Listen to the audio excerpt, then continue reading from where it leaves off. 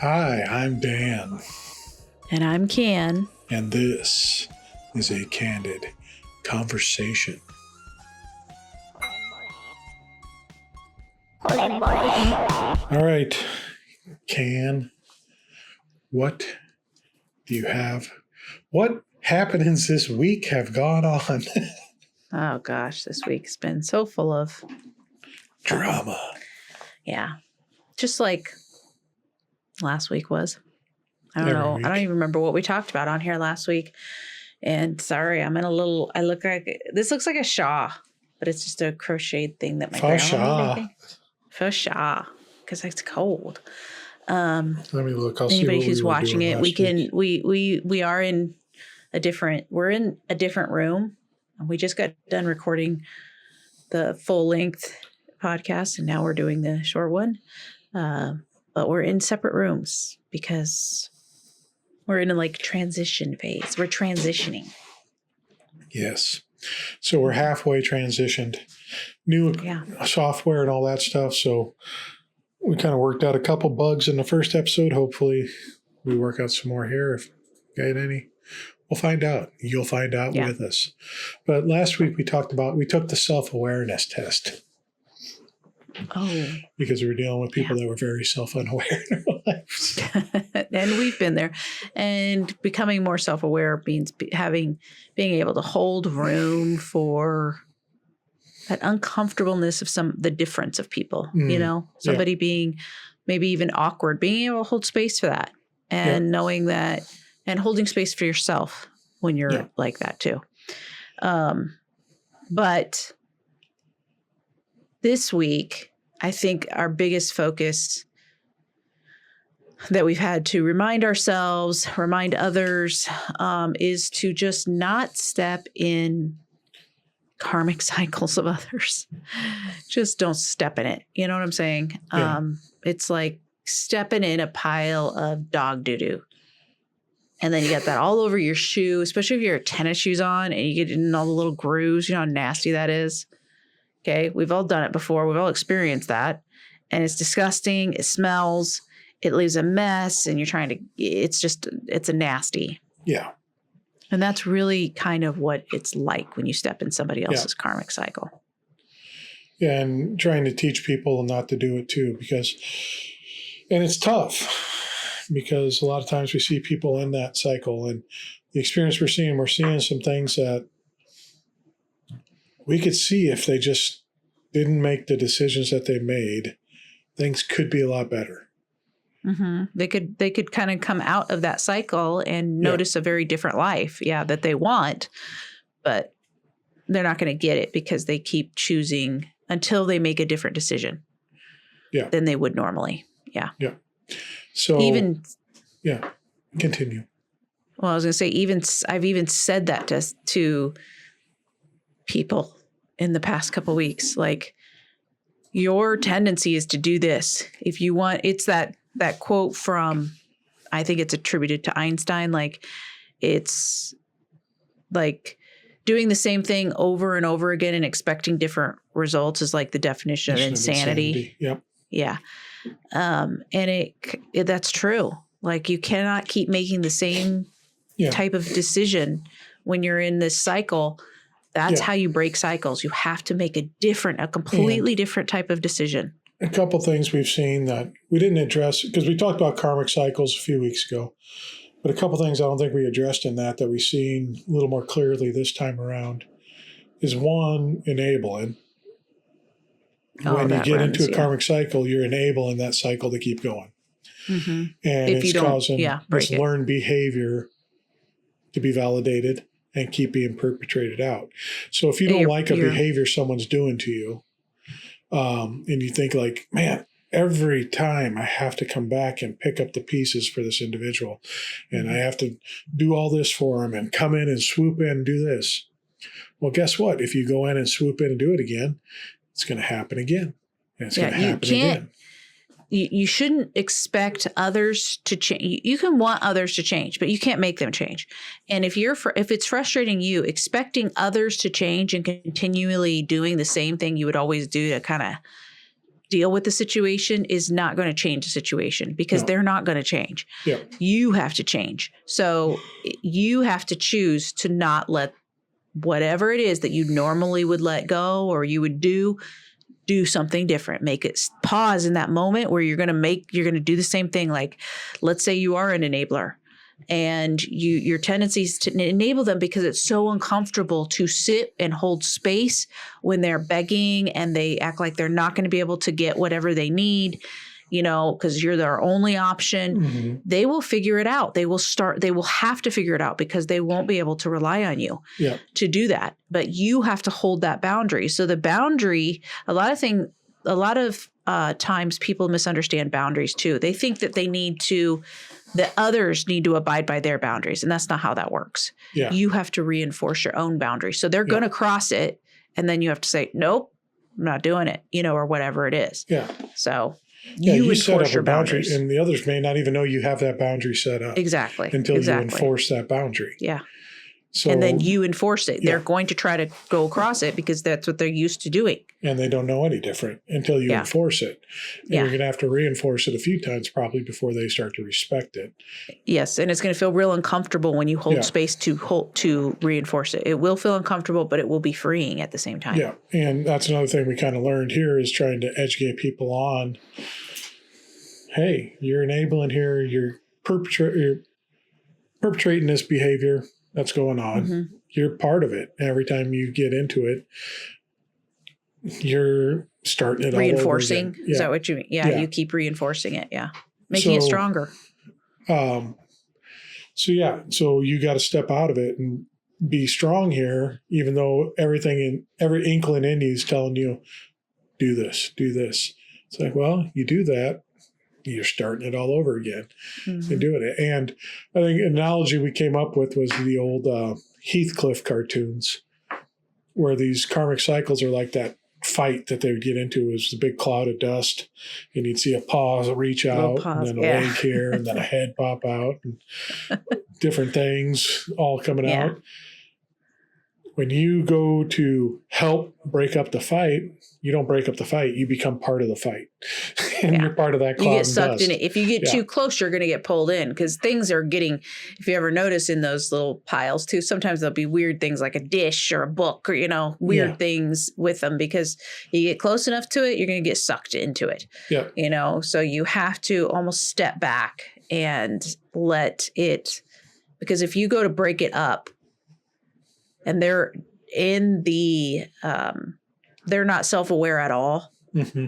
They're not going to do any bit of, the self-aware person needs to make a decision that's different. Yeah. Right? The person that's not self-aware can't. Yeah. So you have to be the adult basically in the situation and pull back out of it so that you can allow it to play itself out and it may be a mess when it's done, but you will be less harmed by it and they will be less harmed too. The relationship might have a shot of repair or there might be a shred of a relationship left. But, that's why I think sometimes I'm not a big fan of the, where you just estrangement, I'm not a big fan of the not talking. I don't know basically not talking to people for forever because people grow and change. And maybe because we have a kid that's doing that, maybe that's why I'm not a fan of it. But it does have a place. It has a place and a time, but it shouldn't be forever. But the self-aware person needs to know when to pull back. You know what I'm saying? And then when to step close. And it's not in the middle of somebody's karmic cycle that's going to drag you down. Yeah. Just like, because they're going to reap certain things. There's going to be some bad things that probably are reaped from it because that's the cycle, right? So it can be reinforced. It's got to go get bad and then they try to repair it. And that repair ends up making it worse. And then it gets bad. And then the cycle goes round and round because it's your subconscious identity that you are clinging to, and that identity continually needs to prove itself. So if your identity, your core belief is I'm not enough, you will create ways to try to disprove that in order to actually prove it so that the cycle will go around and round and round. Yeah. So it goes back to last week with self-awareness and self-acceptance and all that good stuff. That helps when you can start realizing that, that helps you break out of some of these cycles, because you realize you don't need to be, your validation isn't in getting back into the cycle, which is what the feelings are. I'm validated by helping out here. Well, no, you just caused this to happen again. And it's been, not to toot our own horns, but toot motherfuckers. We were able to actually see this one from the outside and understand, okay, this is going on. We're just going to step back and just let these guys work it all out. Let them figure it out and do their thing, but we're not going to do anything to enable it and keep it going. Yeah. We're going to separate. Well, and to be fair, that we learned it because we've been in the middle of it too many times. Yeah. We finally became a little more self-aware, and we're like, okay, now that we've had some education on this stuff, it's like, all right, we know what's happening here, and we're just going to step back so that we don't get dragged into it. But that took self-awareness, because you cannot do any of the inner work that it takes to heal. You cannot do it without self-awareness. It takes a spark of self-awareness first. Yeah. And I think every person who's genuinely deconstructing is somewhat self-aware. So when we were able to step out now and observe it and understand, okay, if we get involved, we're getting sucked back into it. So let's not do that, because we don't need that drama in our lives right now. We got we got our lives we want to live. Quite frankly, it sounds selfish. There's enough. There's enough going on in the world too to deal with. Like, come on, I don't need to add to it. Yeah. When it's not, and we put in our 2 cents where we had some power, and we didn't try to like control the things that were outside of our power, because that's the thing. We knew we had no control in a certain situation, and we just had to let it play itself out. Yeah. And in the past, we would have maybe tried really hard and made it even worse by trying to, thinking we knew what was right. But what you think is right is not always what should happen. Because sometimes what looks terrible is what happens, because it's just reaping what someone sows. Yeah. If you're reaping what you sowed, and it's not always the case that that's what's happening, because I think there's a lot of awful things that happen in the world. But in this situation, it really is like, it's just a karmic cycle.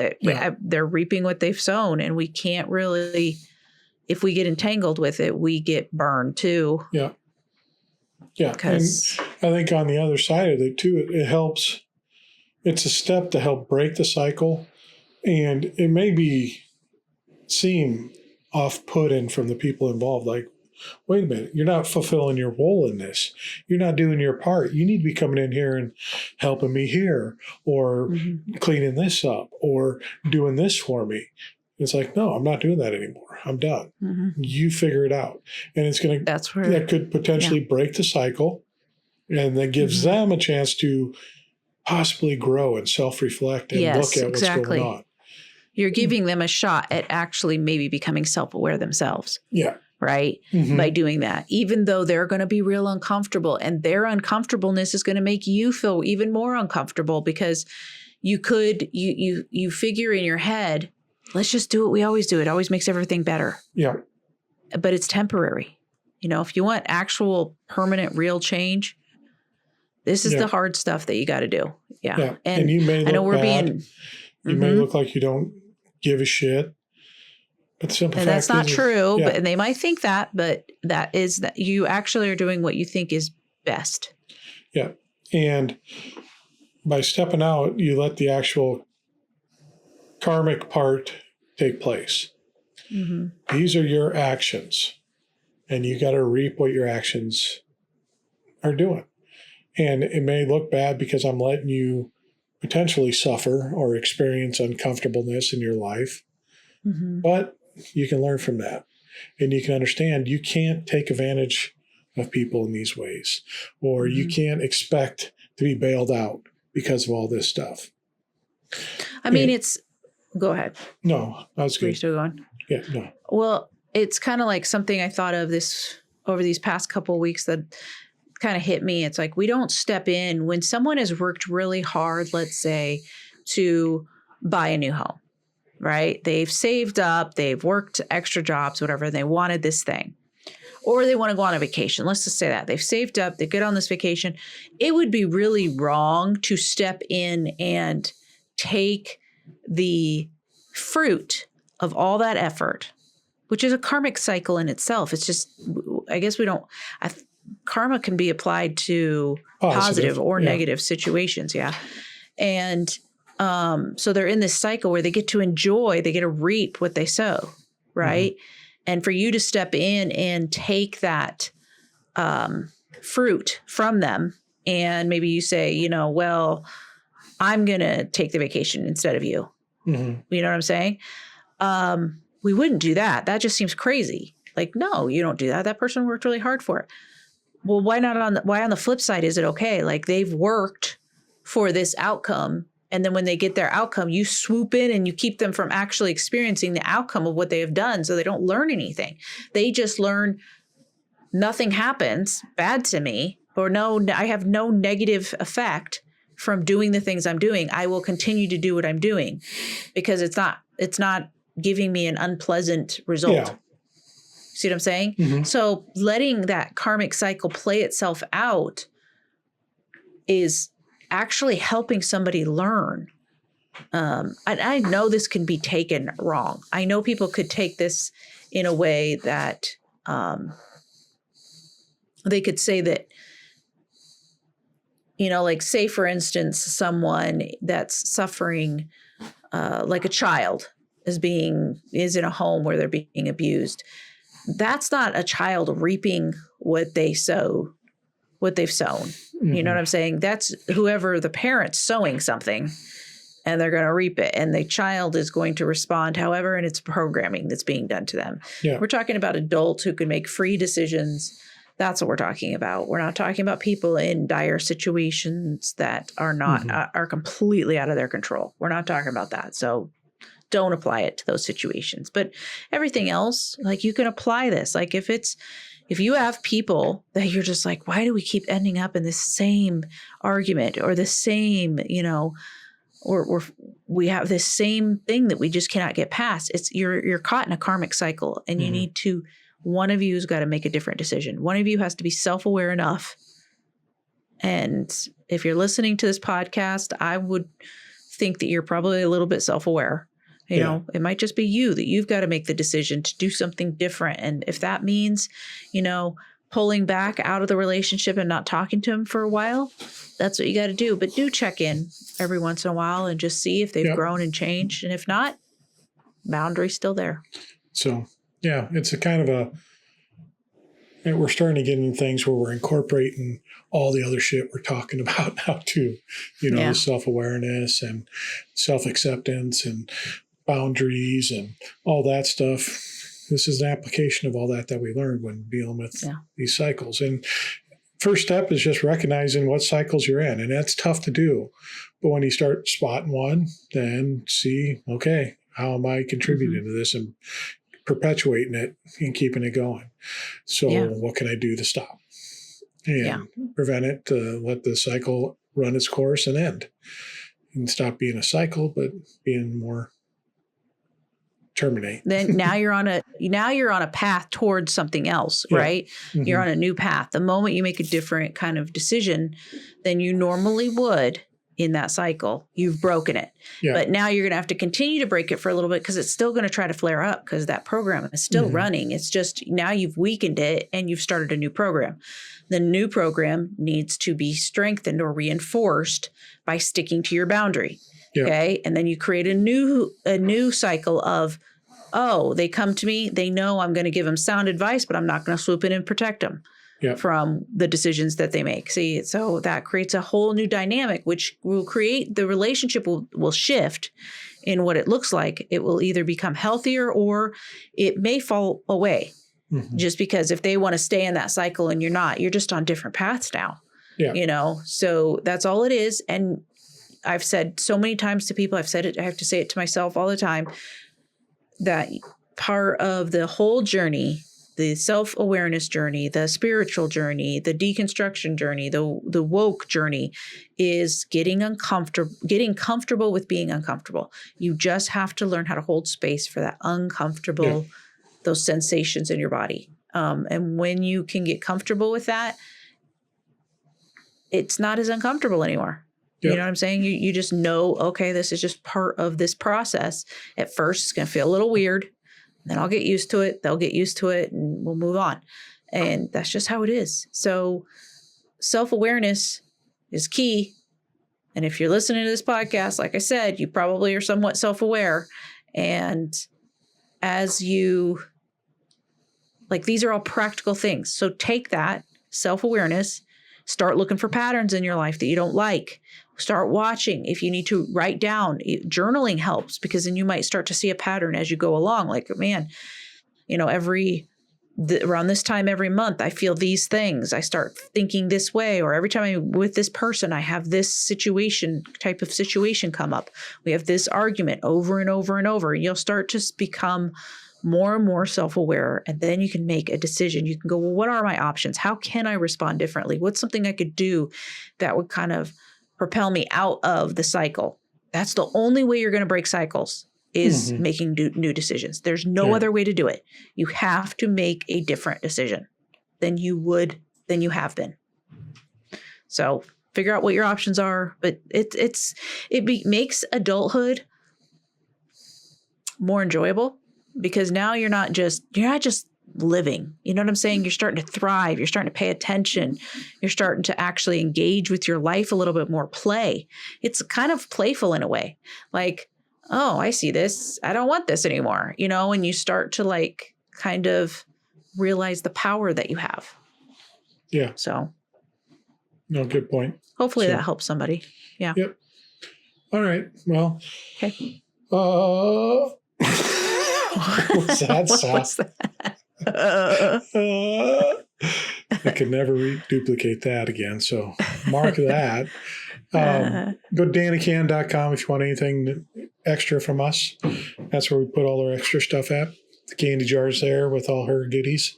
Her Substack, her podcast, her blogs, hypnotherapy. You can get it all there. So check that out. That's a good thing. YouTube, if you're watching on YouTube, hit that smash,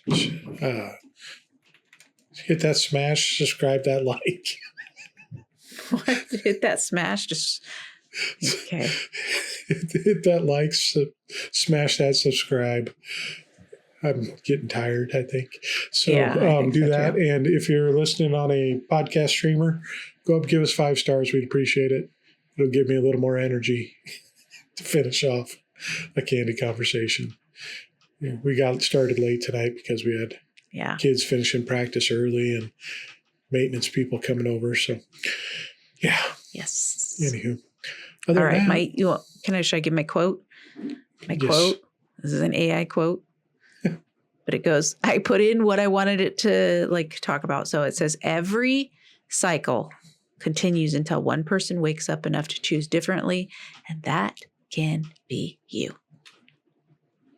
Nice. So, all right. Well, that's all we got for you tonight. So, thank you. Bye.